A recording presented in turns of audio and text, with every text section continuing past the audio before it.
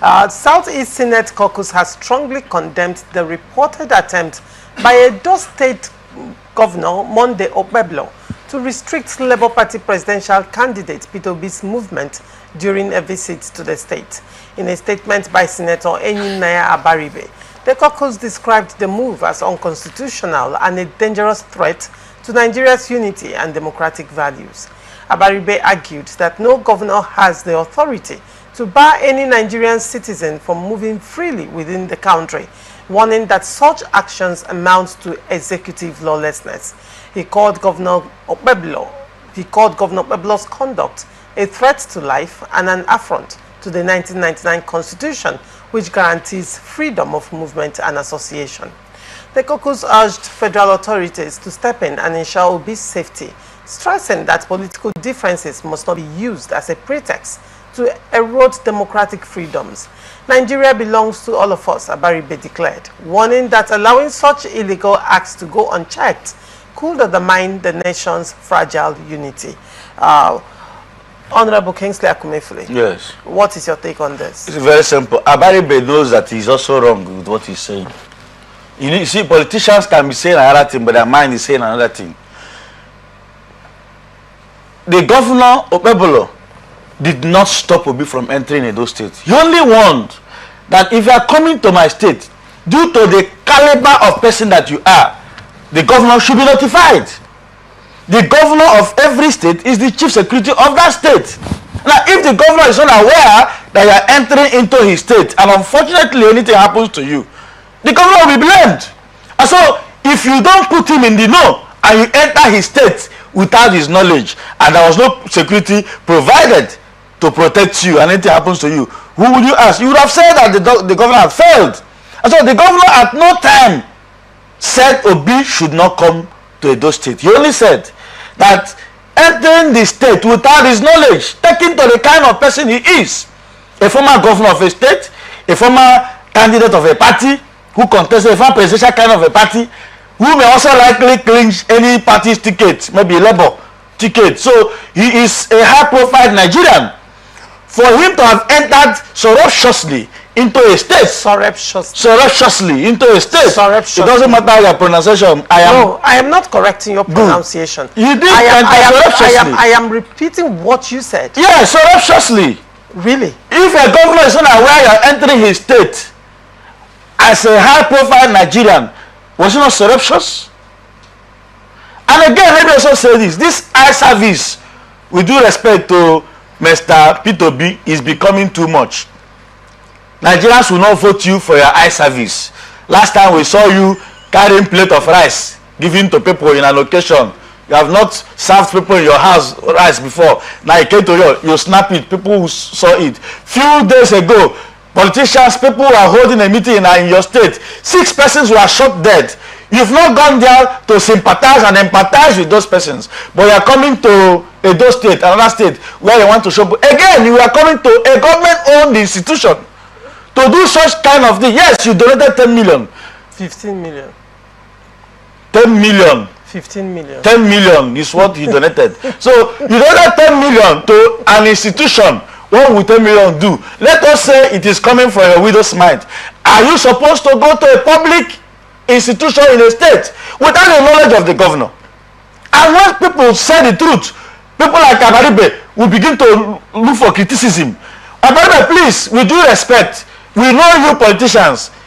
The rising of Obi might not even be happy to some of you, because Igbo people, every Igbo man, we know every Igbo want to be a king at the same time. That Obi's profile is rising, so Igbo persons are not happy. You can speak anything on the floor of the Senate. We are saying that the governor did not make any mistake. If I'm the governor of a state and anybody of such profile is coming to my state, I will still give this warning.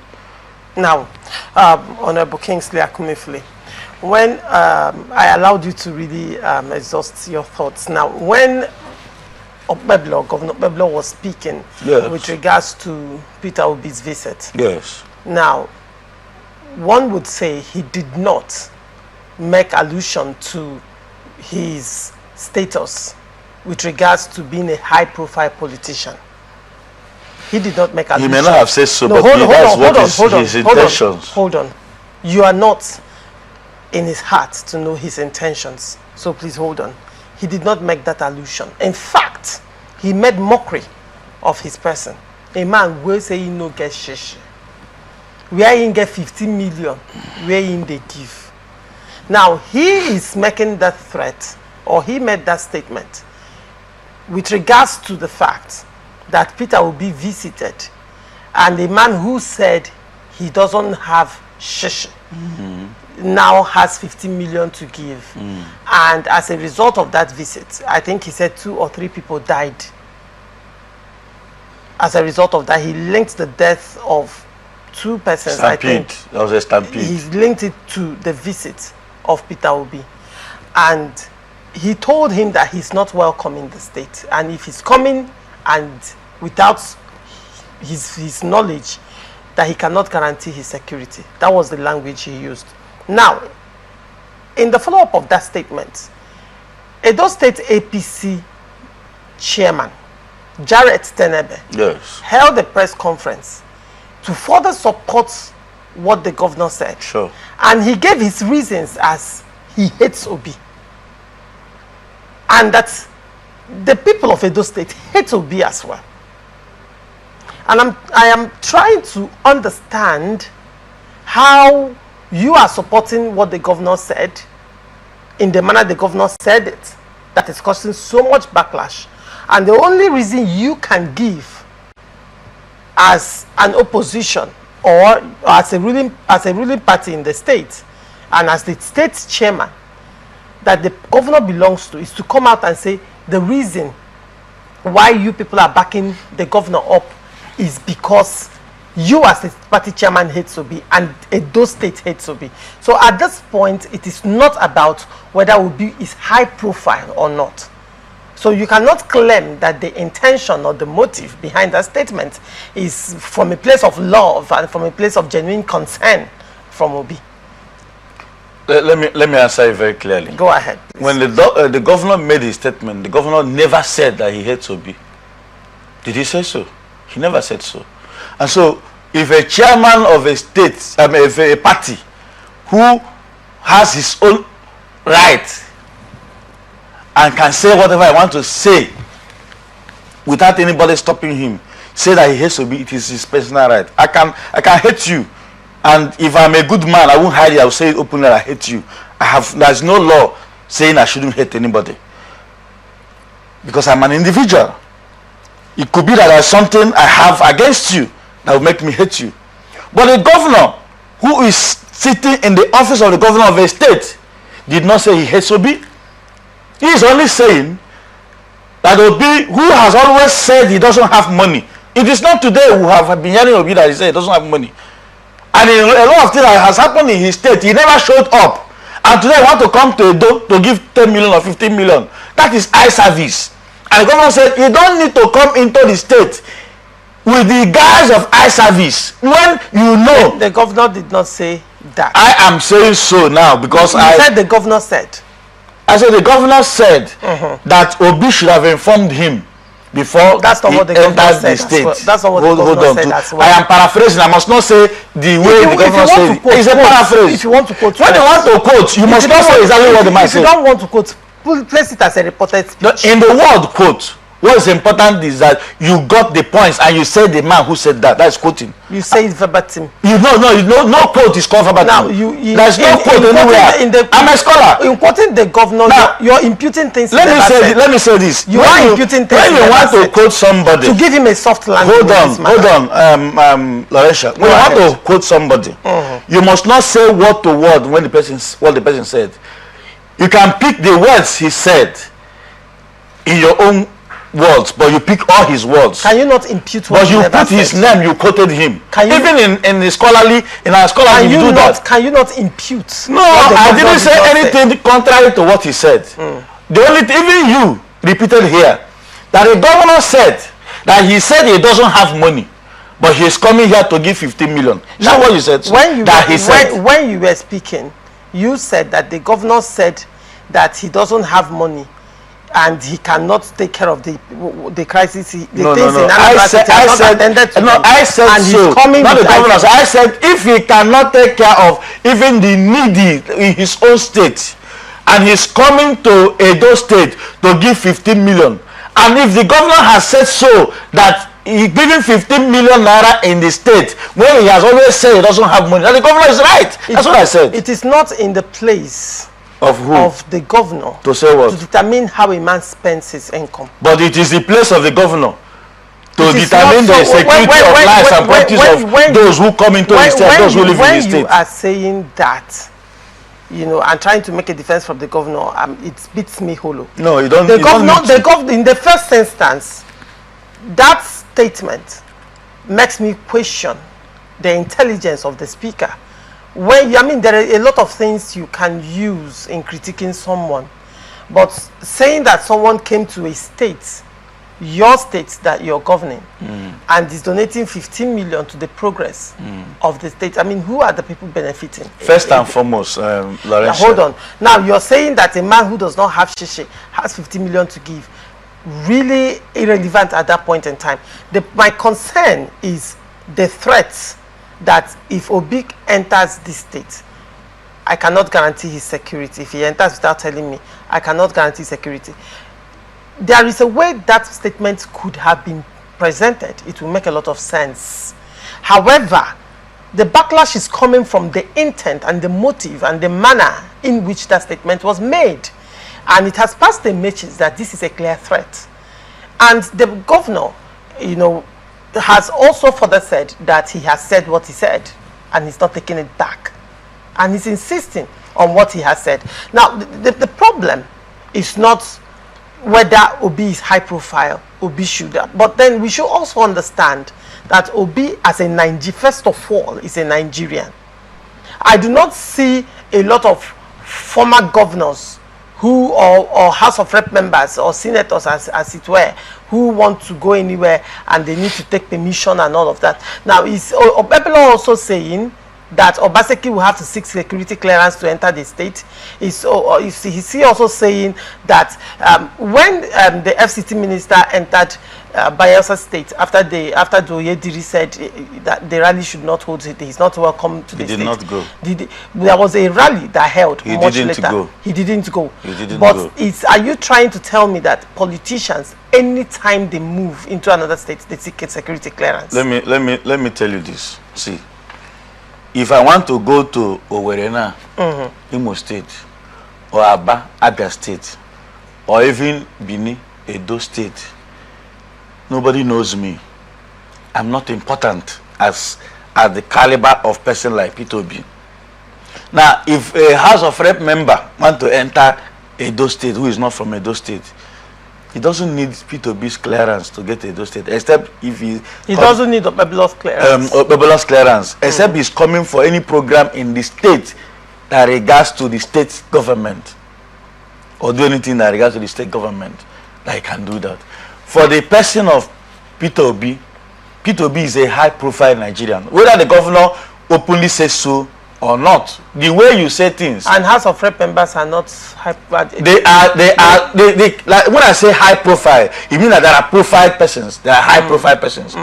For one who has contested for presidential election, a former presidential candidate, and one who is also not an ambition to contest again in 2027, he's a high-profile Nigerian. And so, such kind of persons do not move carelessly and should not move carelessly. And so, what the governor is saying, like you talk about intent and purposes, he must not talk the way you talk, because everybody has their own behavioral patterns. The way I talk is not the way you talk. So it's okay for leaders and politicians. He did not say anything wrong. He didn't say anything wrong.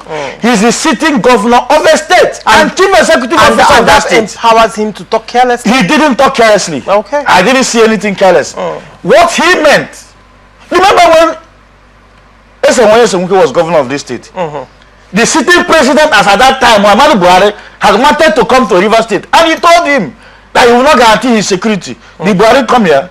You said sitting president. Yes, if I used the word sitting president as He is the highest person as far as this country is concerned.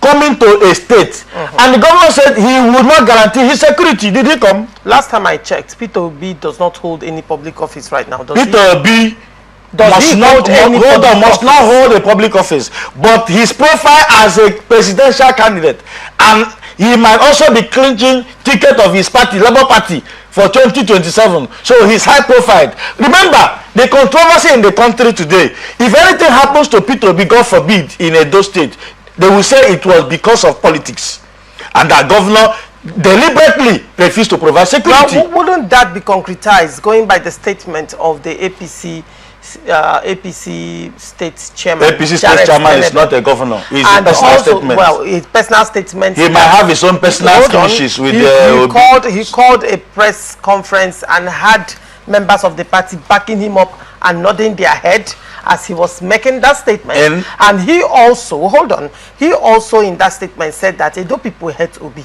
And last time I checked, after that statement by Jared Tenebe, Okpebholo still had something to say, you know, to further back up what his earlier position. And at no point did the government make any press release debunking what Jared Tenebe has said. At no point did the government come out to say that statement is strictly the opinion of Jared Tenebe. Edo people do not hate Obi. Until when it becomes a controversy, that they begin to blame the government for the statement of Jared. Hold on, until it becomes a controversy that the people are beginning to now link what Jared said to the governor or to the state, that the government can come to put a disclaimer. Jared is an adult. He made his statement. When a statement is made, he made his personal statement. An entire state hates someone whom you have sat here to say he's a high-profile politician and therefore needs all the security backing, and therefore this and that, and there have been calls with regards to that, and the government does not see it worthy to say, oh, the statement by the APC chairperson is the same ruling party that the governor is sitting on, their mandate. The government cannot come out to say this is the statement of Jared Tenebe, and the government is removing themselves from that statement. Edo people do not hate Obi. I have messaged. Well, as far as I'm concerned, that statement has not been debunked. So the silence of Edo State government means that they are in tune with what APC chairman said in Edo State. Your personal now, position. one would now say, is Obi a threat to Edo State PDP? To Edo State APC, considering that in 2023 elections, general elections, 2023, okay, don't impute, I know what I'm saying. Okay. Considering that in 2023 general elections, Obi won Edo State landslide. First, your opinion is reserved with you, just like every other person has his own opinion. All you have just said here are your personal opinions. Jared has his own personal opinions. Everything I have said here, when I talk about reverse people, I am not the reverse people. I am saying my personal opinion with the intention that Liverpool will concur to whatever I said. So if any person hasn't come up to say put a disclaimer, doesn't mean that what I say covers every reverse man. Just like what Jared said. Well, last time I checked, you're not a public office holder in Rivers State. In that sense, you're not the chairman of a political party in Rivers State. But you're not, probably, if in this instance you are speaking as a chairman of a political party that the governor emerged from, then I would hold you accountable to that effect if the government do not debunk the things. You are the one raising this matter. But in this instance, I had also asked you, do you think Obi is a political threat in Edo State that could have given rise to this level of animosity, considering that he won Edo State presidential election landslide? This is why we need governors of a state to be in a political party. As at 2023, the governor of Edo State was a member of the PDP. And so because he was a member of the PDP, he mobilized for the PDP, which actually brought the winning of Peter Obi. Unfortunately, today, the governor of that state is in another state. APC was in Edo State in 2023 as well. The APC was not the governor. APC can be regardless. Anywhere. It means regardless. It means the governor of a state has so many advantages. Well, in Nigeria, we have seen incumbents lose positions, lose second-term bid to a fresh politician. In few occasions, a governor, in few occasions. And the same governor that you're talking about lost, lost elections in last year, failed to bring his incumbent, his anointed into power, and lost to APC. We are talking of Edo State. Edo State. I am speaking of Peter Obi clinching 2023. Let me tell you why he clinched the leg. He won there. He didn't clinch anything. He won there because the former governor, who was a member of APC, had problem and went to PDP. And in PDP, he was given a ticket. And he failed woefully. He didn't do well. That was why the people abandoned him.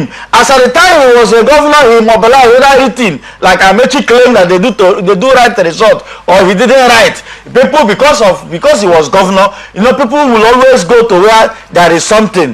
Ants will always gather where you have sugar or honey. So people, because of that reason, supported him and they voted Obi. Today, the state is no longer under the PDP, and that's not how Obi can be a threat to anybody in Edo State. Obi cannot win Edo State. In fact, he hasn't even gotten any ticket. Are you saying that until he gets a ticket, are you saying that Obi don't even see him as a threat or not? Are you saying that the votes Obi garnered in Edo State was not organic? It may have been organic because there was a governor in his own state.